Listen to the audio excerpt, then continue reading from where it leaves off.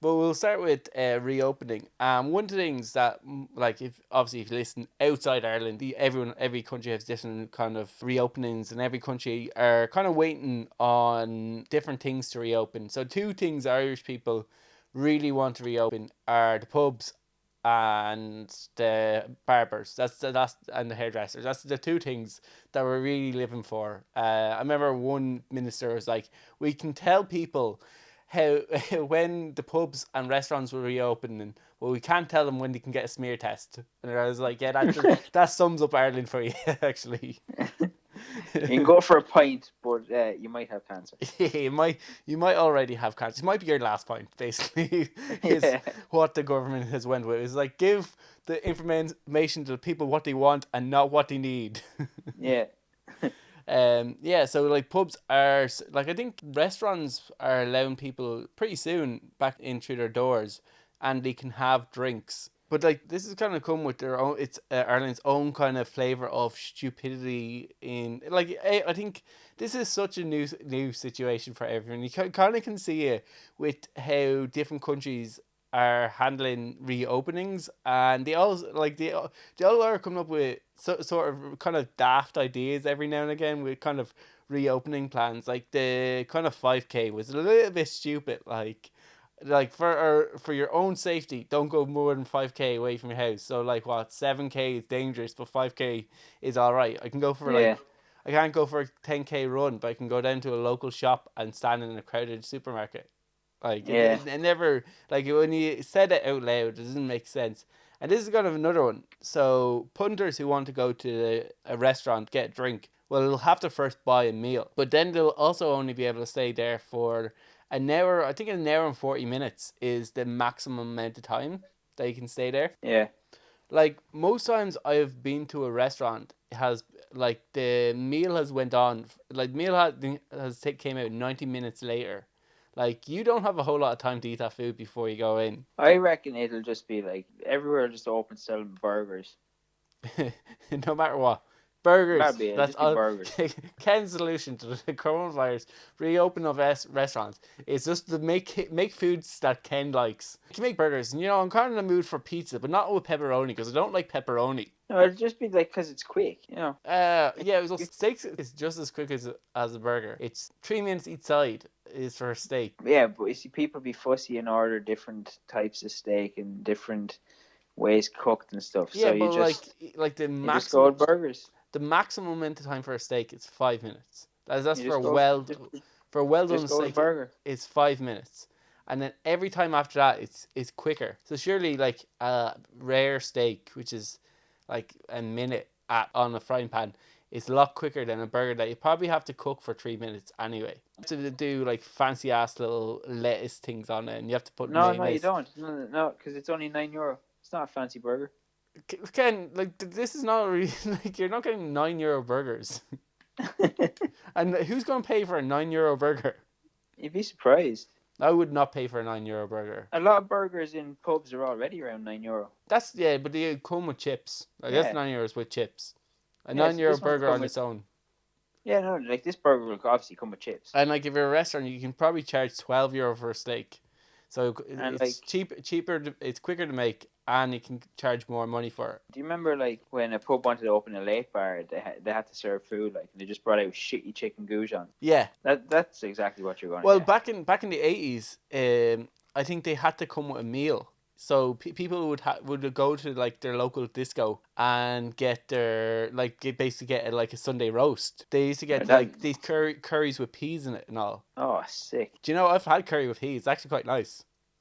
Curry's a bit sick anyway. Okay.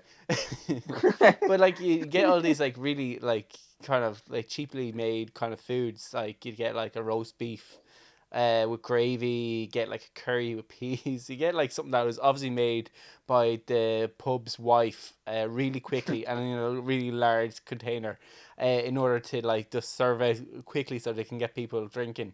And yeah, that's what people did back in the 80s. For late bars, you had to serve like some sort of food. So we're kind of rehashing like an old tradition of Yeah, such. In terms of like the an hour and 40 minutes is like, and you're only meant to have, I think you were saying, I don't know if you said on air, but like, you're only going to be able to have 2 drinks. So after your 2 drinks in an hour and 40 minutes, you'll want another drink. So then you're going to have to go into, and this is what most people will do, is go into another restaurant and buy more food if Yeah, you want more drink. So like then you're gonna end up having like you're gonna end up doing.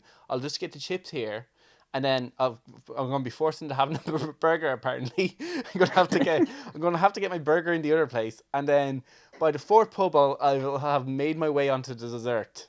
It'll be and I'll like have a heart attack. yeah, and I'll have type 2 diabetes and a massive hangover when I wake up the next day. Yeah, and that's just going to be like that's going to be life in Ireland. It's just going to be instead of a pub crawl, it's going to be a restaurant crawl. People are going to have 5 course meals because they want to get locked. Yeah, like, it's gonna be a bit mental. Yeah, like Like I don't know if the 2 drink thing is actually a rule or not. It's just like, or if it's just like something that people were talking about. But like, yeah, an hour that's and 40 probably minutes though. Like if you're doing well, if especially if you're waiting.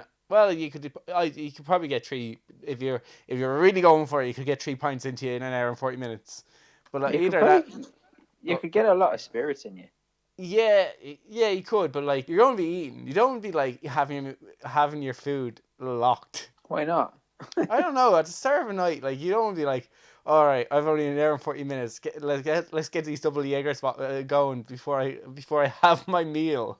Like you've also That to meal's coming back up over you. like you have to also book your table. Yeah, yeah, you have to, but you can't just wander in. Well, I think most people will have, like, especially at the start, will have thought about this long in advance. They've already, I imagine most places have full bookings for the first few weeks. It'll probably start on a Monday, and I imagine Monday the pubs are going to be quite full. It's kind of nonsensical. Like, I think it would make more sense that, like, a restaurant only can be, like, let's say 60% full. Even that might be a little bit high, but 60% full. They are only allowed to book a certain amount of guests. So you basically have to just wait for your guests to finish. Allow them to stay there for the night. Because surely it makes more sense if people sit in a restaurant drinking for a night at a table rather than going to like several restaurants because they want to have a few drinks. Yeah, and like you're also not allowed to go near the bar. Oh, yeah, well, do you know, that's kind of a blessing in disguise. I would take that all day, every day. Going to the bar is not a particularly nice thing to do. You have to, like, if you think about it, you go to, like, a busy bar, there's music playing, there's people having chats, so no one can hear you have, like, peripheral vision that you're standing trying to get by them. Then you have to do that task while holding a full pint and trying not to spill it. It's like the worst challenge to do, and you get worse at it every time you go to the bar because you're that slightly more intoxicated. It's not a great idea. Bars that like deliver pints to you are far superior. Is this how you end up with like 4 pints spilled down you every Yeah, time? this ends at like half.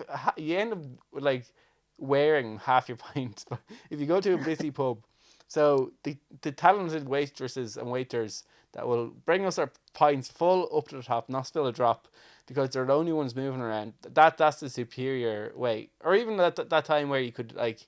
You remember some bars were playing around with the idea of having taps on tables. Yeah, So basically, you put a certain amount of money and you get that's how many pints you have. Or you could pay for 1 pint and you just pour it yourself. yeah. That I don't know why that didn't take off. probably because people couldn't be arsed pouring their own pints. Yeah, and plus like As you get more and more drunk, you're just going to start pouring shit pints. that is true. Well, like with Guinness, obviously we wanted like you want to make sure your pint is poured right. But like with regular pint, like there isn't a whole lot to pouring your own pint. Surely, I don't know. I've never done it before. I guess we can't explain. There probably is a knack to it. But I did remember. I think a lot of people were getting a lot of head when it came to their pints when they were pouring them themselves. That's on the beer. It wasn't like someone was like, "Wow, they're so talented at pouring a pint. I must reward them in a certain way."